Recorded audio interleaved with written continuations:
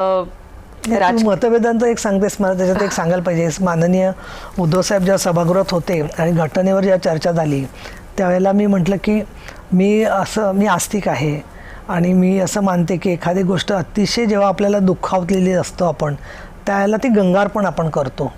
तर मला असं वाटतं की एखाद्या गोष्टीचा खूप एखाद्या नेत्याला राग येत असेल तर त्यांनी एकदा जाऊन गंगेमध्ये अंघोळ करावी, जेणेकरून हा जो राग त्यांच्या मनात प्रचंड साठलेला आहे. नाही तर साहेब एवढे रागीट कधीच नव्हते आणि त्यामुळे ते कुठेतरी सातत्याने ते शिंदे साहेबांवरती जी वैयक्तिक टीका अनेक त्यांचे नेते करतात ती पाहिल्यावरती मला असं वाटतं की ते खूप असहिष्णू आणि असंवेदनशील पद्धतीने होतं. बरं 60 लोक निवडून आलेत, जनतेने आता एक मॅन्डेट दिलेलं आहे, त्यावेळेला तरी माणसाने विचार करायला पाहिजे की एवढे यांचे आमदार निवडून आलेत आता आणि सगळ्या महाराष्ट्रभर नगरपालिकात लोक निवडून आलेले आहेत. तर अशा वेळेला तरी देखील व्यक्तिगत टीका करायची, काही नावं ठेवायची, बदनामी करायची, हे एका संवेदनशील आणि परिपक्व नेत्यांना शोभणारी गोष्ट नाही असं मला वाटतं. त्यामुळे आता गंगा स्नान तरी करायला हरकत नाही.